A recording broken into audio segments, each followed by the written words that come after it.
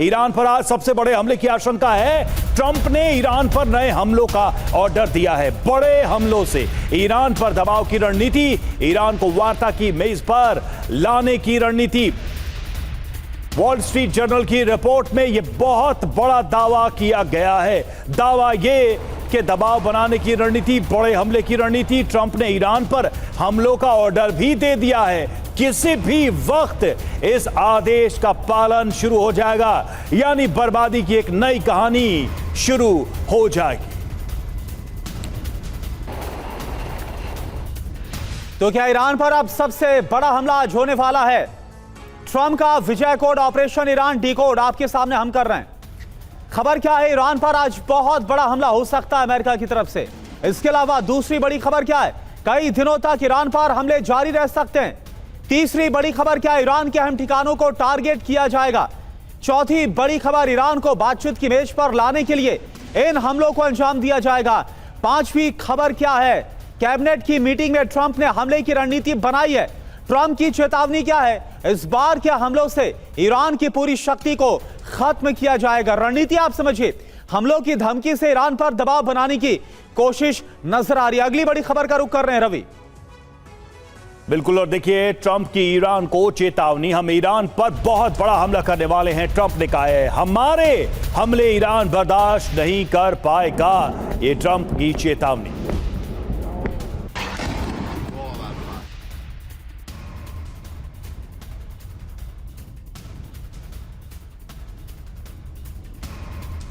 तो आप देखिए, पत्रकारों से बातचीत के दौरान ये जो ऐलान है ट्रंप की तरफ से किया गया कि बहुत बड़ा हमला करेंगे। तो ट्रंप के 3 प्लान क्या है ये आप जरा समझिए। प्लान नंबर 1, प्रीएम्प्टिव स्ट्राइक होगी। वायु शक्ति से प्रहार किया जाएगा ईरान के ऊपर।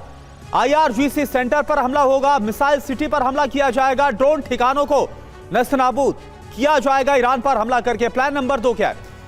फुल स्केल अटैक होगा, यानी कि फुल स्केल वॉर। कोई मिनी अटैक या मिनी वॉर का अब मतलब नहीं है। सुरक्षा तंत्र पर प्रहार होगा, रेडार सिस्टम पर हमला किया जाएगा, नेविगेशन सिस्टम को तबाह किया जाएगा और डिफेंस सिस्टम को तबाह किया जाएगा। और प्लान नंबर 3 क्या है?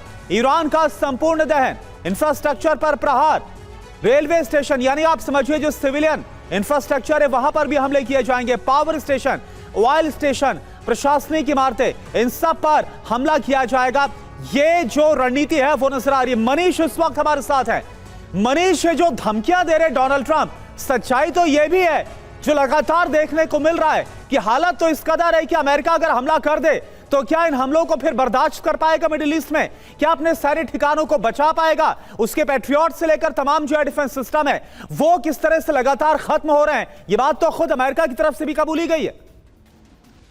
बिल्कुल, देखिए पहले 40 दिन की जंग और उसके बाद 2 हफ्ते तक लगातार बमबारी और फिर छिटपुट अटैक, इन सब के बावजूद फिलहाल हालत यह है कि अमेरिका को समझ में नहीं आ रहा कि अब इस लड़ाई को आगे कैसे लेकर जाना है, क्योंकि अभी तक जो उनकी उम्मीद थी उस पर 5% 10% भी उनको रिजल्ट मिलता हुआ दिख नहीं रहा है। लेकिन हाँ, ये बात जरूर है कि जब प्रेसिडेंट ट्रंप ने ये चेतावनी दी है कि अब वो भारी हमले करने जा रहे हैं, तो माना यही जा रहा है कि सैटरडे संडे को, यानी कि इस वीकेंड पर ये हमले होंगे, जोरदार हमले हो सकते हैं।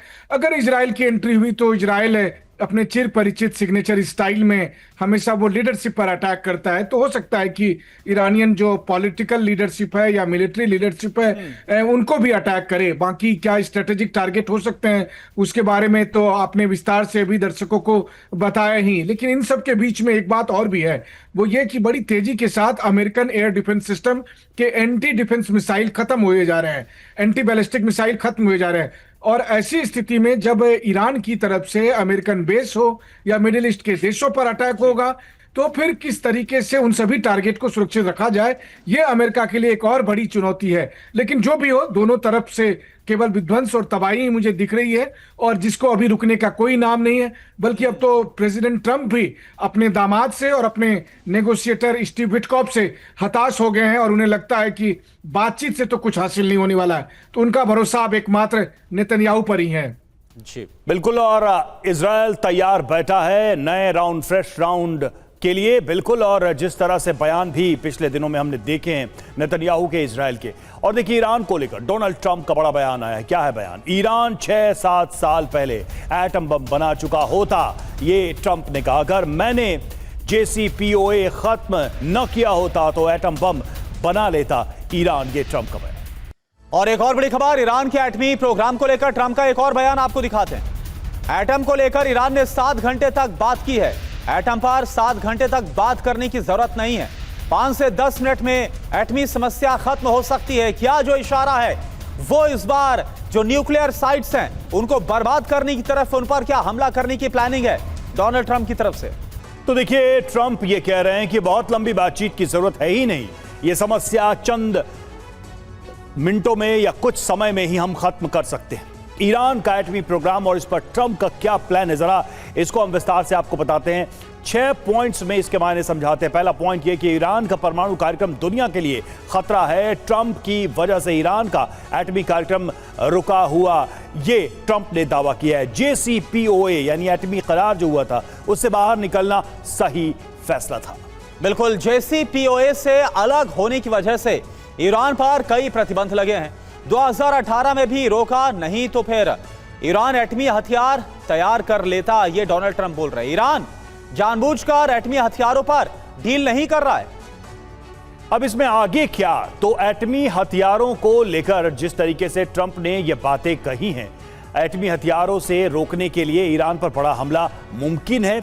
ये चेतावनी, ये धमकी यूं ही नहीं दिखाई देती है। लेकिन ट्रंप है, कभी भी कुछ भी कह सकते हैं, किसी बात से कभी भी मुकर सकते हैं। Amitabh sir, war is a business. America के लिए हमेशा से ये कहा जाता है, भले ही ये डर्टी बिजनेस हो लेकिन ये बिजनेस है। अगर ये वॉर कंटिन्यू हो रही है, दुनिया ये देख रही है कि अमेरिका को नुकसान हो रहा है, ये हो रहा है, वो हो रहा है, ट्रंप पिछड़ रहे हैं, लेकिन जो आदमी बिजनेस करता है वॉर का, उसके लिए वॉर का होना ही सफलता है। क्या आप मानते हैं कि अमेरिका इस वॉर को कंटिन्यू करेगा, इसे बढ़ाएगा, फ्यूल करेगा, या फिर कोई स्केप रूट है, टोटल डिस्ट्रक्शन, कुछ ऐसा करो उसके बाद ईरान की समस्या ही सॉल्व हो जाए? देखिए, ईरान की समस्या अब इस ट्रंप रिजीम से सॉल्व होने से रही, क्योंकि जिस तरह ईरान ने पोजीशंस लिए हैं, जिस तरह से ट्रंप साहब कभी आगे कभी पीछे, कभी दाएं कभी बाएं करते रहते हैं, कहते हैं कि नेगोशिएशंस करेंगे, कहते हैं कि होर्मुज खुला रखेंगे, उनको देख के यही लग रहा है कि अमेरिका के लिए यहाँ से निकलना एकदम से आसान नहीं है। रही दूसरी बात, war is a permanent business. और ये मान लीजिए, यही नहीं, जितने भी खाड़ी देश हैं वो तो आर्म्स खरीदने ही लगेंगे। अमेरिका ने भी अपना डिफेंस बजट 1.5 ट्रिलियन करने की पेशकश की है। तो आप ये समझ सकते हैं पूरे दुनिया जो हम डिसआर्मामेंट ऑलरेडी बजट बढ़ा चुका है। वही कह रहा हूं ना कि जो हम डिसआर्मामेंट के फेज में आप समझे 90 से लेके 2020 तक थे, अब वो फेज गया। अब लोग रीआर्म करने लगेंगे। यूरोपियन यूनियन अपने आप को का बजट बढ़ा रहा है, यानी नेटो अपना बजट बढ़ा रहा है। तो पूरी तरह से ये कवायद तेज हो गई है कि क्या अमिताभ सर वो सब दिखावा था जो MOU पर साइन हो, वो क्या था, जो डेस्परेशन डोनाल्ड ट्रंप की तरफ से दिखाई दे रही थी? मुझे लग रहा है ये एक बहुत हड़बड़ में किया हुआ अग्रीमेंट था, और जिसमें होर्मुज को एक ओपन एंडेड रास्ते की तरह छोड़ दिया गया था कि इस पर ईरान और ओमान कंट्रोल करेंगे। अमेरिका को यह लगा कि अगर होर्मुज पर ये कंट्रोल करेंगे तो ये युद्ध कभी नहीं रुकेगा और हमेशा दुनिया इकोनॉमिक ब्लैकमेल में रहेगी। इसके चलते ही वो टूटा है। और ये जिस तरह इन्होंने युद्ध बड़े हड़बड़ में शुरू किया, उसकी अंत हड़बड़ में कर रहे थे, MOU हड़बड़ में किया, अब ये नया एक फेज शुरू होने जा रहा है। लेकिन इससे ये होगा कि ईरान में ये फंसे पड़े रहेंगे, जिस तरह वियतनाम में ये फंसे पड़े रहे। ईरान और स्ट्रांग होता जाएगा, स्ट्रांग इन द सेंस कि वहां के जो लोग हैं अपने राष्ट्र के प्रति उनका समर्थन बढ़ेगा। किसी भी तरह से अगर जब तक आप बूट्स ऑन द ग्राउंड नहीं भेजेंगे, वहां के हालात नहीं बदलने वाले हैं। बिल्कुल, और ये लगभग अभी तो फिलहाल अमेरिका के लिए नामुमकिन लग रहा है कि बूट्स ऑन ग्राउंड ईरान में भेजे जाए। और वियतनाम और अफगानिस्तान में क्या हाल हुआ अमेरिका का, ये तो हमने देखा ही, अफगानिस्तान से कैसे भागी है अमेरिकी सेना। इस बीच एक और बड़ी खबर, ईरान युद्ध पर अमेरिका से बड़ा पर्दाफाश हो रहा है। रूस ने ईरान से खुफिया जानकारी को शेयर किया, अमेरिकी हवाई हमलों से बचाने में मदद की है, सटीक मिसाइल हमलों के लिए जानकारी दी गई है। यूएस अधिकारियों के हवाले से NBC की तरफ से दावा, रूस ने ईरान से खुफिया जानकारी शेयर की है, यानी इंटेलिजेंस इनपुट के जरिए रूस ईरान की मदद कर रहा है।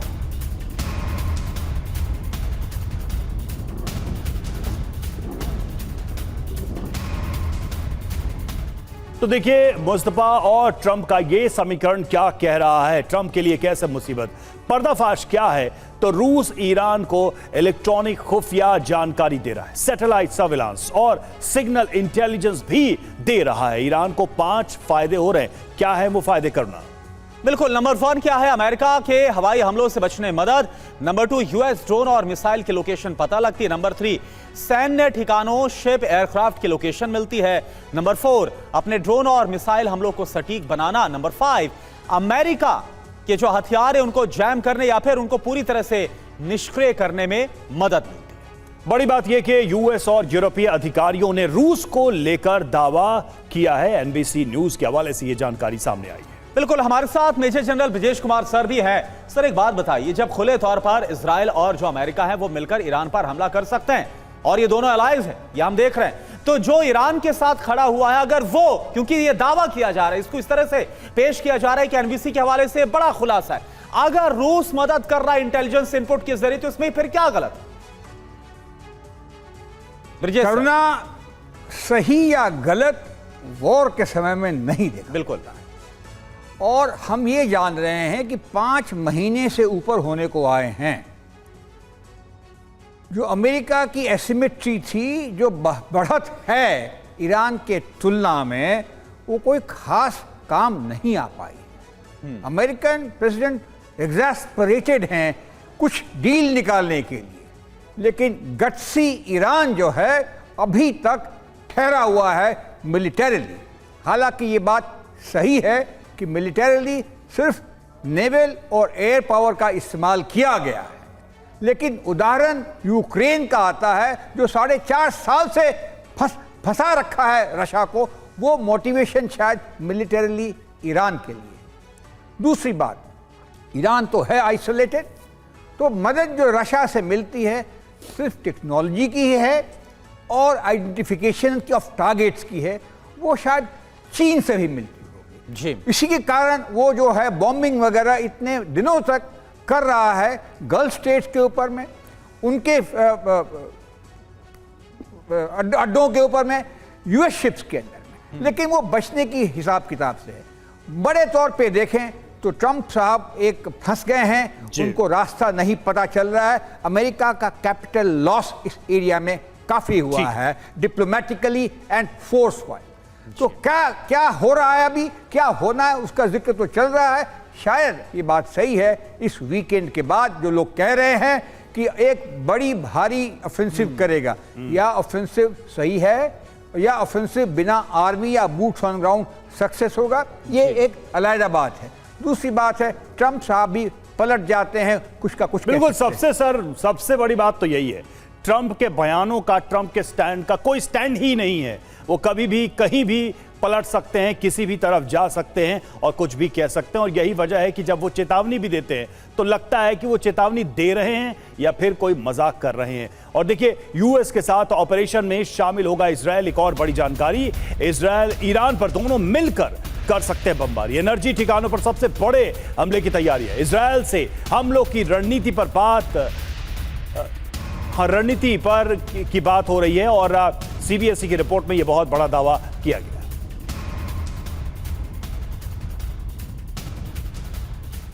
तो टकराव खत्म अब होगा, ज्वाइंट ऑपरेशन टकराव खत्म क्यों? क्योंकि हाल फिलहाल में खबरें आ रही थी कि जो दूरियां हैं नेतन्याहू और ट्रंप के बीच बढ़ रही हैं। लेकिन अब क्या हो रहा है, खबर क्या है? अब ईरान के खिलाफ यूएस इजराइल का ज्वाइंट ऑपरेशन कभी भी हो सकता है। दावा क्या है? ट्रंप और नेतन्याहू ने ईरान पर बमबारी का फैसला किया है और क्या वो आज या कल हो जाएगा, क्योंकि इसके आसार बहुत ज्यादा है। जी हां, ऊर्जा ठिकानों, ऑयल रिफाइनरी पर हमलों की आशंका है। मकसद क्या है? ईरान की सेना और सरकार की क्षमता को कमजोर करना।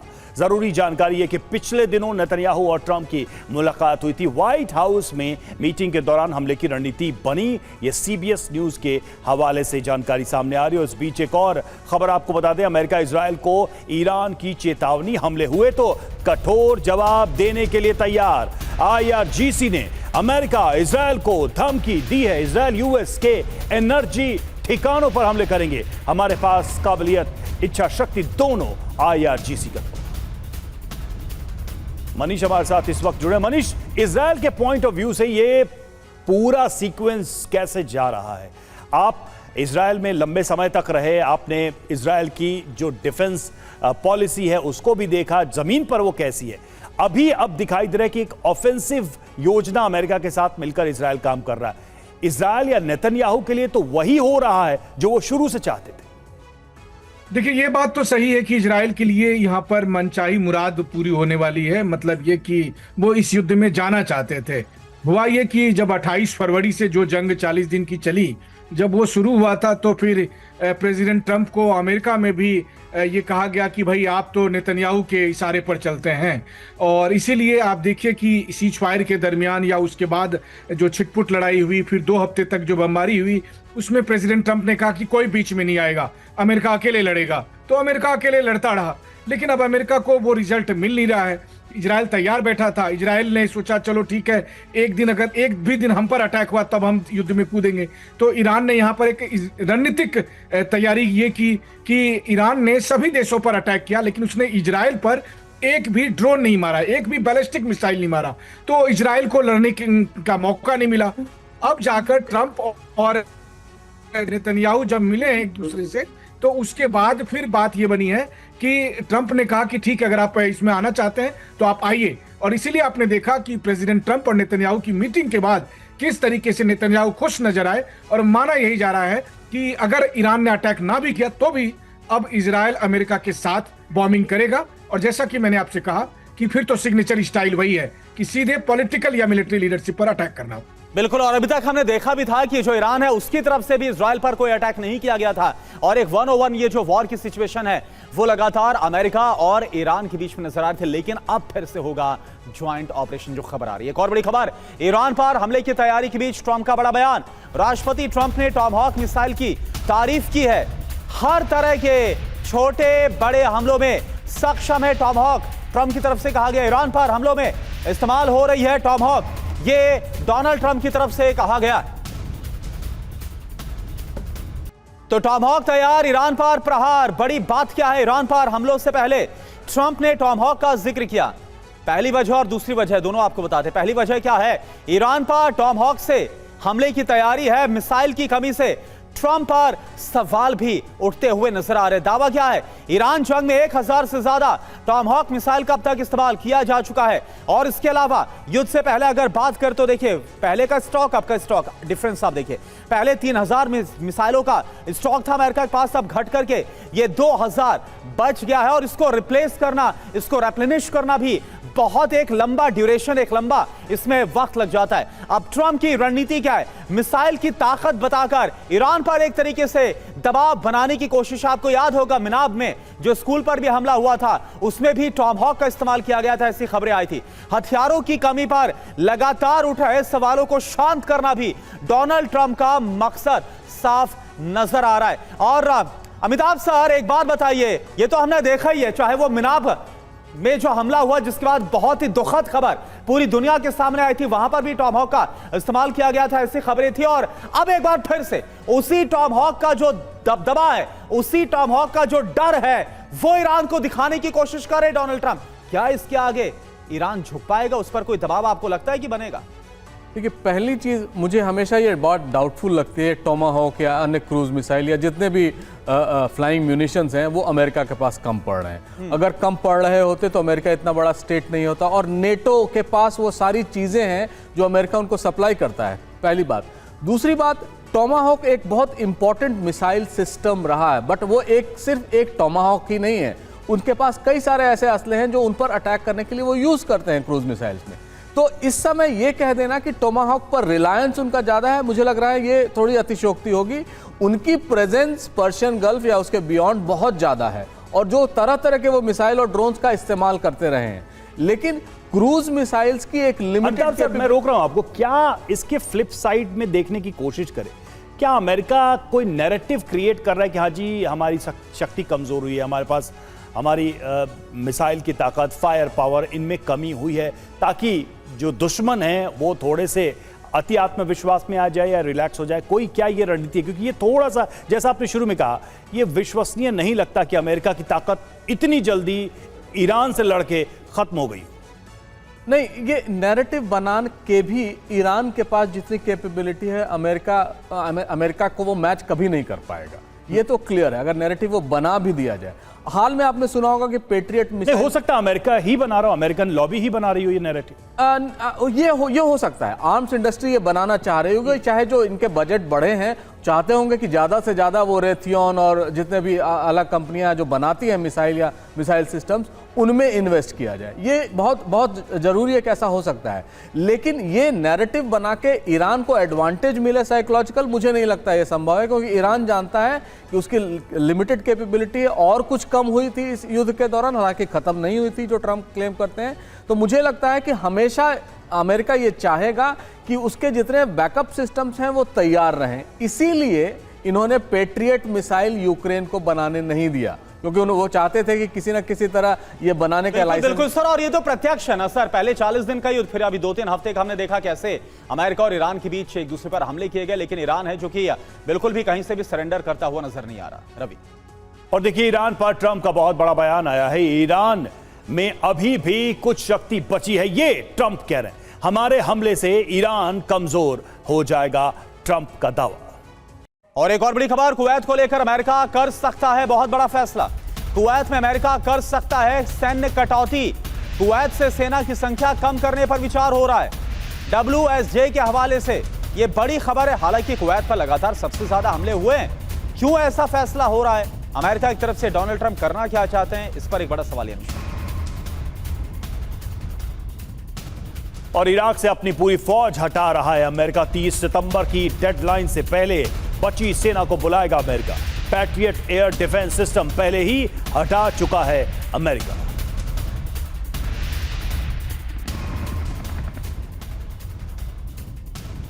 तो कुवैत इराक से सेना की वापसी करना क्या चाहते हैं डोनाल्ड ट्रंप, चल क्या रहा है, खबर पहले आप जानिए। कुवैत में सेना की संख्या को कम करने जा रहा है अमेरिका। नंबर 2, बहुत जल्द कुवैत में सैन्य मौजूदगी कम कर देंगे डोनाल्ड ट्रंप। नंबर 3, कुवैत नहीं चाहता कि अमेरिका सैन्य कटौती करे। नंबर 4, इराक से अपनी पूरी फौज को हटा रहा है अमेरिका, डिफेंस सिस्टम को भी हटा रहा है। नंबर 5, 30 सितंबर से पहले ही सेना को बुलाएगा America. Number 6, Patriot air defence system पहले ही अमेरिका हटा चुका, हटाने का फैसला क्यों? सवाल तो यह है, ताज्जुब की बात ही। ईरान के बड़े टारगेट पर कुवैत और इराक लगातार है। कुवैत में करीब 14,000 अमेरिकी फौज हैं, इराक में करीब 2,500 अमेरिकी सैनिक बचे हुए। सेना की जानमाल की क्षति अब अमेरिका और ज्यादा बर्दाश्त नहीं करना चाहता। प्रदेश कुमार सर, ये तो समझते पर है। अभी तो हमने देखा कि किस तरह से अभी जो 1-2 हफ्ते का युद्ध चला था, इसमें ईरान की तरफ से इराक पर भी हमला किया गया, और सबसे ज्यादा तो जहां पर हमला हुआ वो कुवैत, बहरीन, ये तमाम मुल्क है जहां पर हमला किया गया। इसके बावजूद ऐसा फैसला लेना, बात तो हो रही थी कि ईरान सरेंडर करेगा, क्या ये अमेरिका का सरेंडर या कुछ और लग रहा है आपको? करुणा, ये रैशनलाइजेशन का मामला होगा मेरे हिसाब से। हाँ। जब वॉर चल रहा है तो रिसोर्सेज कहाँ लगाने हैं, कहाँ की कंटिजेंसी प्लानिंग करनी है, ये बहुत इंपॉर्टेंट चीज़ होता है। कुवैत तो एक कोने में फंसा हुआ, कोई खास ऐसी इशू नहीं है। वहाँ का एयर डिफेंस, वहाँ पे उनके बेसेस जरूर हैं जिसके ऊपर अटैक किया ईरान ने, वो छोड़ दें।